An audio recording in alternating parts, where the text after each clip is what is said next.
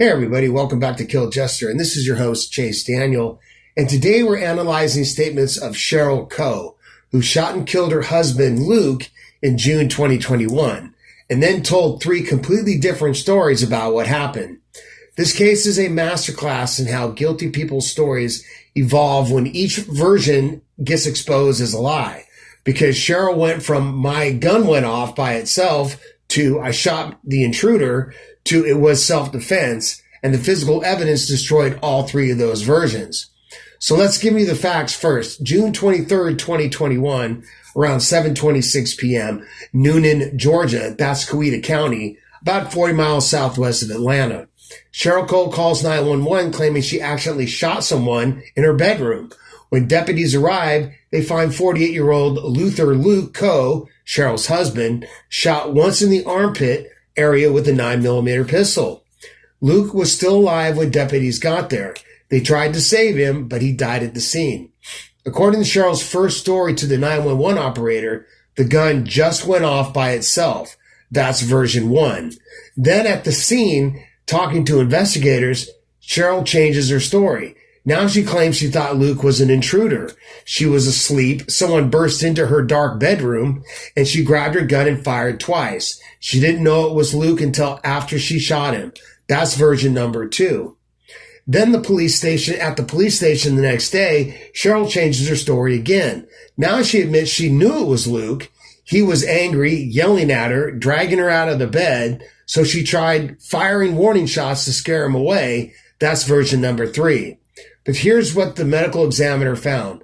Luke had a contact wound. That means the gun was pressed directly against his skin when it was fired, not fire from across the room at an intruder, not a warning shot at the ceiling or the wall. The gun was pressed to Luke's body. Cheryl Coe was charged with malice murder, felony murder, and aggravated assault. Her first trial in early 2025 ended in a hung jury. But in August 2025, a second jury found her guilty on all counts. She was sentenced to life in prison without the possibility of parole. And today we're analyzing the porch video, the conversation Cheryl had with investigators right after Luke died, while she was still sitting on her front porch in Georgia, about an hour after the shooting. So what are we looking for? Is her story consistent, or does it change as she realizes investigators aren't buying it? Is she seeking help for Luke, or is she building an alibi? Does the timeline she gives actually make sense? Where is her focus? Is it on Luke's death, or is it on protecting herself? And as always, remember our taglines. First words reveal first priorities, and specifics equal communication. Vagueness equals control. So let's get into it. So the investigator starts out by asking Cheryl about her relationship with Luke, and immediately Cheryl starts being vague. Investigator asks, "Are y'all fighting?" Cheryl says, "We had a disagreement." Notice the minimization, not a fight, a disagreement. When the investigator asks, "What you're all disagreeing about?" and listen to what Cheryl's answer is, "We were disagreeing about something yesterday that had occurred that has occurred before." So stop right there. Something, not an argument about our open marriage, not a fight about me seeing other men, just something. This is intentional vagueness. She's not telling you what they fought about. She's keeping it abstract, generic, and vague. And notice the passive voice. That had occurred, not something he did or something I did, just something occurred.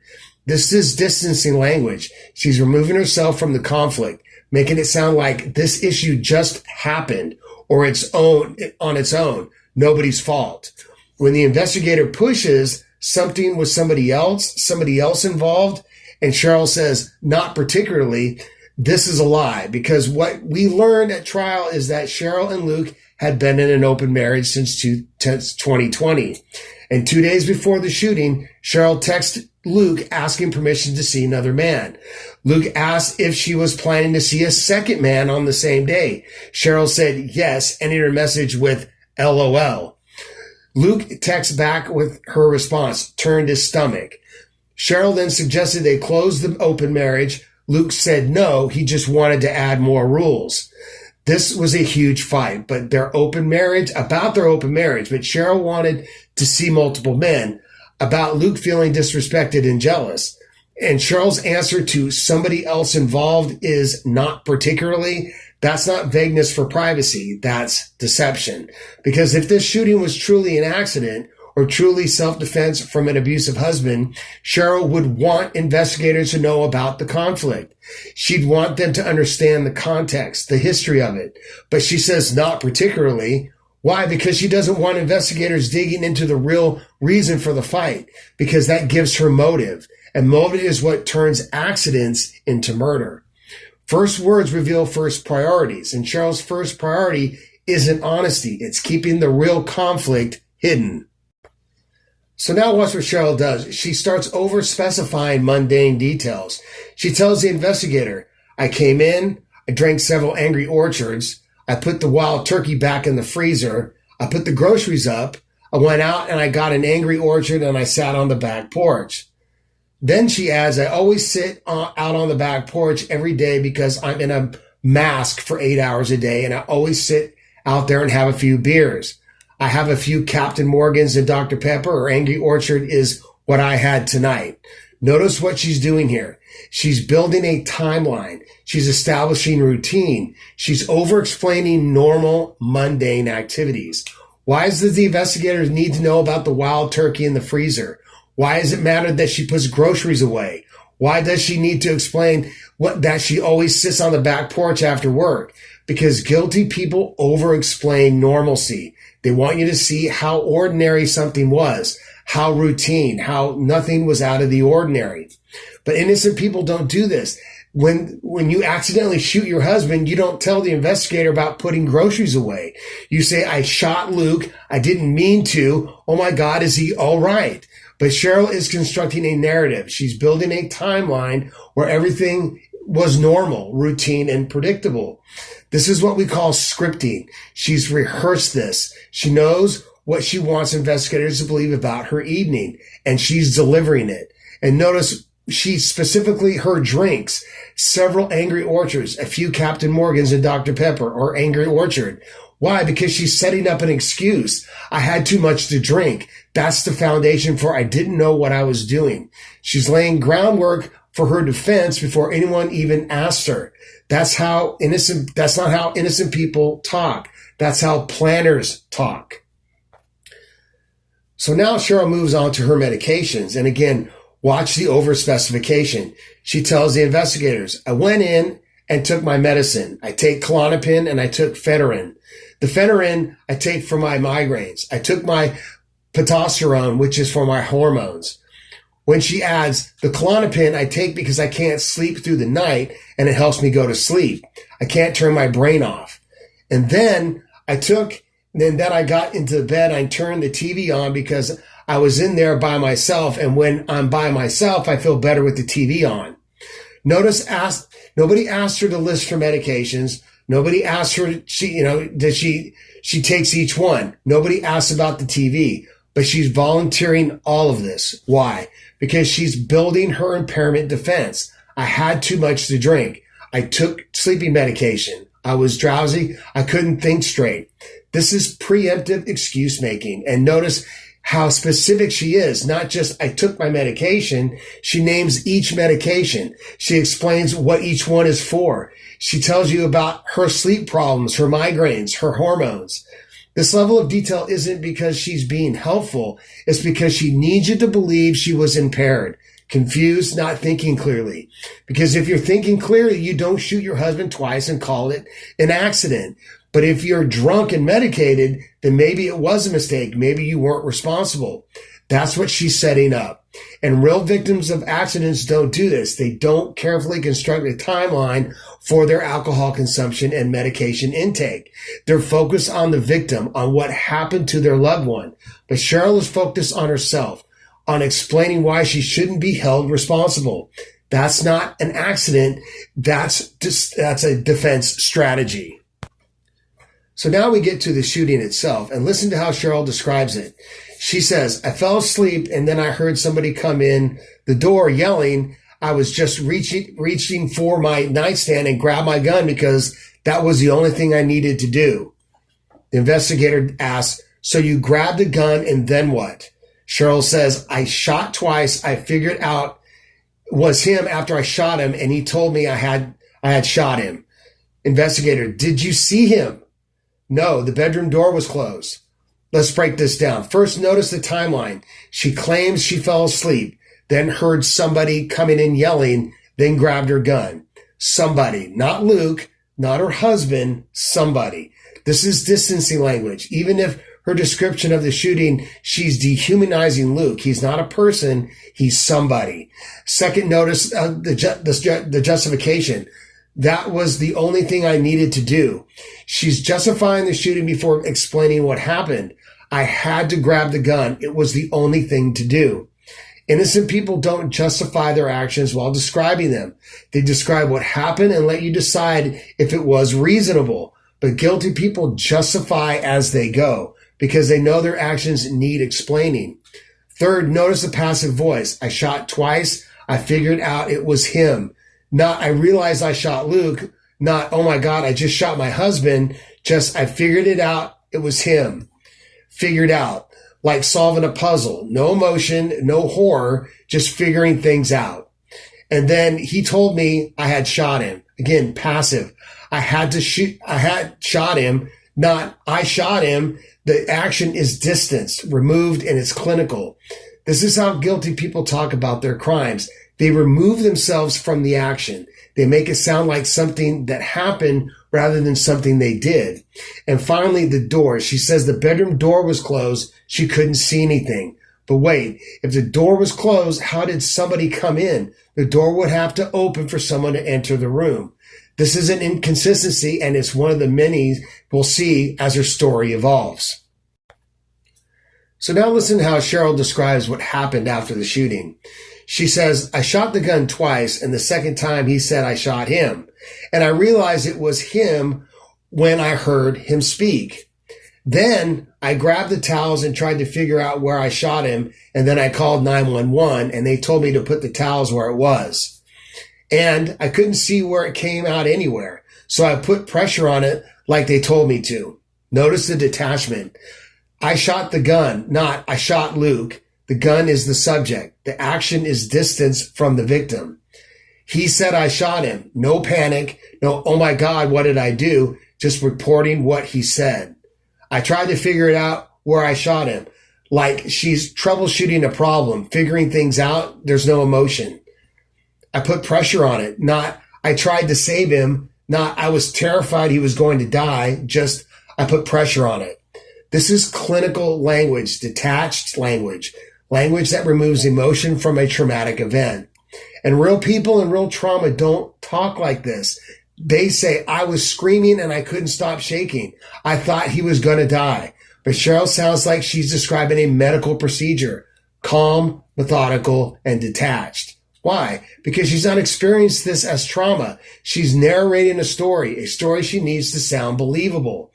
And when you're constructing a story, you focus on the facts, the sequence, the actions. But when you're living through trauma, you feel the emotions, the terror, and the panic. Cheryl's giving you facts, not feelings.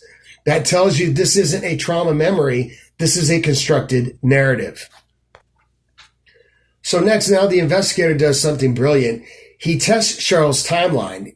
He says, you said you went to bed at 7:15, correct? Cheryl, sometime around that. Investigator, and you called 911 at 7:26. That's 11 minutes. So 11 minutes for someone to fall asleep so hard they don't know what's going on. The door slung open. At the first thing you do is reach for your gun and fire off 2 rounds. This is devastating because Cheryl's story requires that in 11 minutes, she got into bed, turned on the TV, fell into such a deep sleep that she couldn't recognize her husband's voice, woke up confused and disoriented, heard someone yelling, grabbed her gun, fired it twice, realized it was Luke, and then called 911. That's impossible. You can't fall asleep so hard in 11 minutes that you're completely disoriented when you wake up. Sleep doesn't work that way. If you've only been asleep for a few minutes, you're in a light sleep. You're aware of your surroundings. You recognize sounds. You know where you are. Deep sleep, the kind where you wake up confused and disoriented, takes at least 30 to 45 minutes to reach. Cheryl's timeline doesn't work, and the investigator just exposed it. So what does Cheryl say? I had too much to drink. That's it. That's her explanation. I was drunk. But even alcohol doesn't make you fall asleep in 11 minutes and wake up completely disoriented. That's not how impairment works. This timeline problem is huge because it proves Cheryl's story is impossible. She didn't fall asleep and wake up confused. She was awake. She knew what was happening. She knew it was Luke. And that means everything else she said about not recognizing him, about thinking he was an intruder, that's all a lie. The timeline destroys her story, and the investigator just proved it.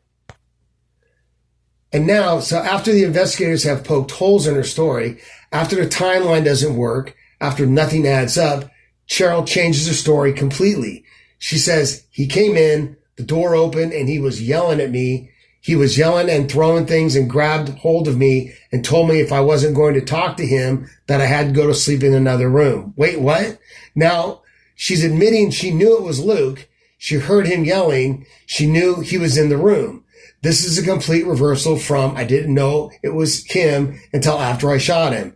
Then she says, he was pulling me out of bed and I grabbed the gun from the side of the bed and I fired at the ceiling. That was a warning shot because he scared me sometimes, especially when he's been drinking. Now it's a warning shot, not an accident, not self-defense from an intruder, a warning shot.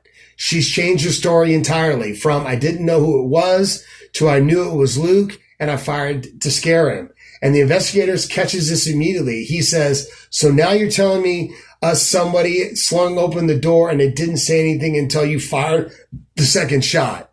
Because that's what her earlier story was. Doors open, no words, she fires, then Luke speaks. But her story is Luke was in the room yelling at her before she ever grabbed the gun.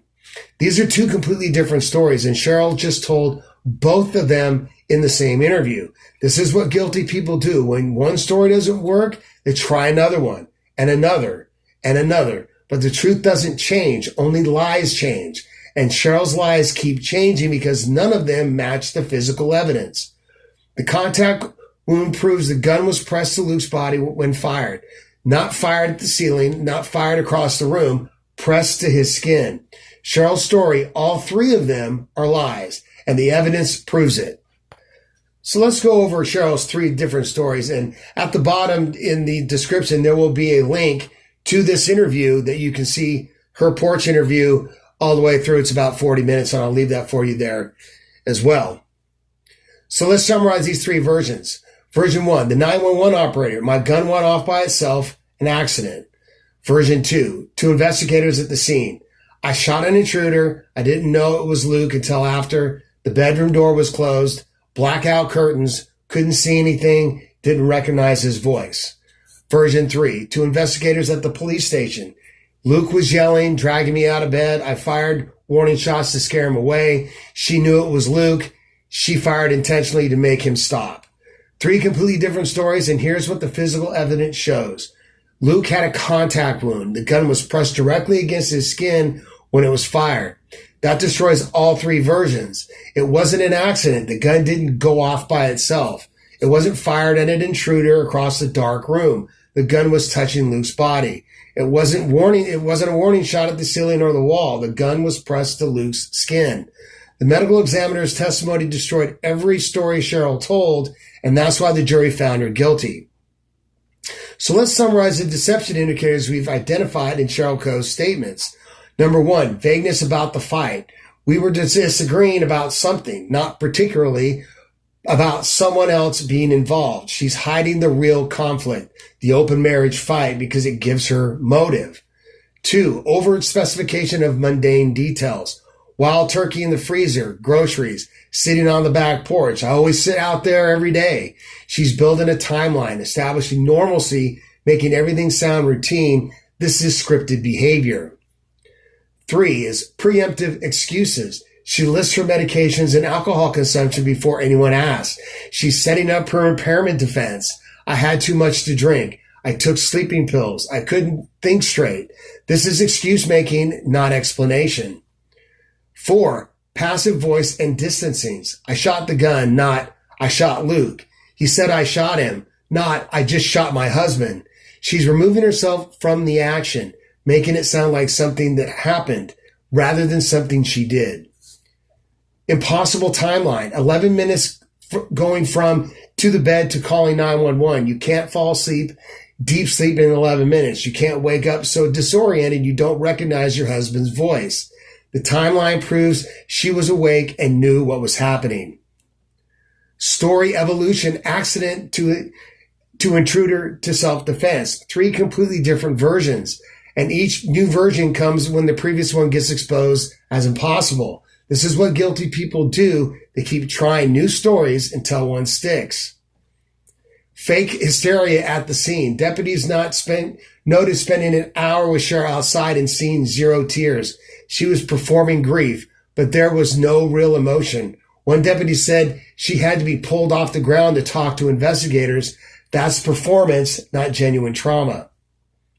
And then contact wound evidence. The medical examiner found the gun was pressed directly to Luke's skin when fired.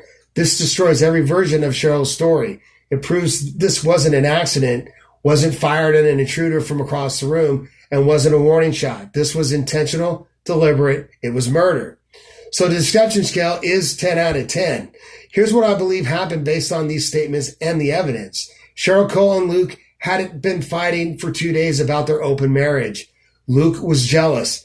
Cheryl wanted to see multiple men. Luke wanted more rules. The conflict was escalating. On June 23rd, 2021, Cheryl came home from work around 5:30.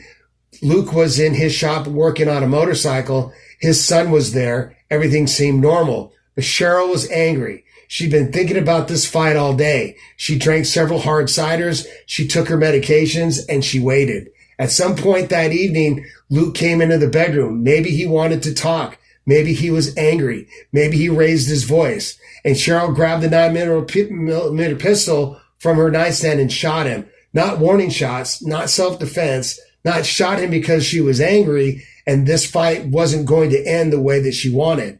The contact wound proves it. The gun was pressed to Luke's body. This wasn't random. This wasn't panic. This was deliberate. Then Cheryl realized what she'd done and she started building her story. First story was, it's an accident. The gun went off by itself. That didn't work. So she tried story number 2. It's an intruder. I didn't know it was Luke. I thought it was someone who broke in. That didn't work either. The timeline was impossible. The physical evidence didn't match. So she tried story number 3. It's self-defense. Luke was attacking me. I fired warning shots. But the contact wound destroyed that too. Cheryl Coe's a liar. Her stories changed every time she was confronted with evidence, and the language in these statements reveals someone who isn't traumatized, someone who is constructing a narrative. The jury saw through it, guilty of malice murder, life without parole, and this statement analysis shows exactly why. So what does this teach us? So what can we learn from this? What patterns can you apply to our own life when listening to people speak? Lesson 1, watch for vagueness about conflict. When Cheryl is asked what they were fighting about, she says something. When asked if something else was involved, she says not particularly. This isn't privacy. This is deception. Because innocent people explain conflicts. They want you to understand the context. They want you to know what led to the situation. But guilty people stay vague because specifics give away motive. And motive is what turns accidents into murder. In your life, when someone is vague about a conflict, when they say something happened or we had a disagreement without ever telling you what it was actually about, pay attention. They're hiding something, and what they're hiding usually reveals why they're really in trouble. Lesson 2, over-specification of normalcy is a red flag. Cheryl tells the investigators about putting groceries away, storing wild turkey in the freezer, sitting on the back porch, like I always do. Nobody asked for these details, but she's giving them anyway. Why? Because she's building a narrative. She's showing you how normal everything was, how routine, how nothing was out of the ordinary. Guilty people do this. They over-explain normalcy because they need you to believe nothing unusual happened. So in your life, when someone over-explains routine activities, when they give you way more detail than necessary about mundane things, ask yourself why. What are they trying to prove? Why do they need you to tell me to believe everything was normal? because usually they're setting up a story, and the story requires you to believe nothing was planned. Lesson 3, preemptive excuses reveal planning. Cheryl lists her medications before anyone asks. She specifies how many drinks she had. She explains that she can't turn her brain off without sleeping medication. This isn't explanation. This is excuse making. She's building her impairment defense before anyone even accuses her. So in your life, when someone explains why they're not responsible before you've even suggested they are, that's a red flag. Real accidents don't come with preloaded excuses, but planned actions do. If somebody is already explaining why it wasn't their fault before you've even decided if it was or not, they know it was their fault, and they're trying to get ahead of your judgment. Lesson 4, story evolution reveals guilt. Cheryl told 3 different versions of what happened. First, it was an accident, then an intruder, then it was self-defense. The truth doesn't change, only lies change. And Cheryl's lies kept changing because none of them matched the evidence. In your life, when someone's story changes, when they tell you one version, then revise it, then change it again, they're lying. The truth is consistent. Lies evolve. Pay attention to revisions. Pay attention to actually what happened was. Pay attention to I forgot to mention. Because real memories don't change. Only false narratives do. Lesson 5, detached language reveals emotional disconnect. Cheryl describes the shooting like she's narrating a medical procedure. I shot the gun. I put pressure on it. I tried to figure out where I shot him. No panic, no horror, no, oh my God, what have I done? Just clinical reporting. In your life, when someone describes a traumatic event with no emotional language, when they sound like they are reading a report instead of reliving an experience, they're disconnected from what they're describing. And that disconnect happens for 2 reasons. Either they're in severe shock or they're describing something they didn't actually experience as trauma. With Cheryl, it's the latter. She's not traumatized. She's narrating a story, and stories don't have the emotional weight of real experiences. Listen for that disconnect because it reveals whether someone is telling you what happened or telling you what they want you to believe happened. So in closing, the Cheryl Coe trial is over, guilty of malice murder, life in prison without parole, and 3 statements were key evidence in her conviction. Because while Cheryl thought she was explaining an accident, she was actually revealing a murder. While she thought she was building sympathy, she was building a case against herself. The language doesn't lie, and Cheryl Coe's words across 3 different stories reveal someone who knew exactly what she was doing. She shot Luke deliberately. She lied repeatedly. She changed her story every time the previous version fell apart. And the contact wound evidence proves she pressed that gun to Luke's body and pulled the trigger. That's not an accident. That's not self-defense. That's murder. If you want to learn how to spot deception in everyday life, in statements, conversations, or explanations that don't quite add up, subscribe to this channel. I break down the language patterns that reveal truth. Because once you learn to listen for these patterns, you can't unhear them. Hit that like and subscribe button. Share this video with someone who's interested in true crime or forensic psychology. And if this analysis helped you, leave a comment. I read every single one of those. Because the more you learn these patterns, the more you'll start hearing them in real life, in text messages, in conversations, in explanations that sound good but don't hold up under scrutiny. It changes how you see the world. Remember, first words reveal first priorities, and specifics equal communication. Vagueness equals control. Thanks for watching, and I'll see you in the next one.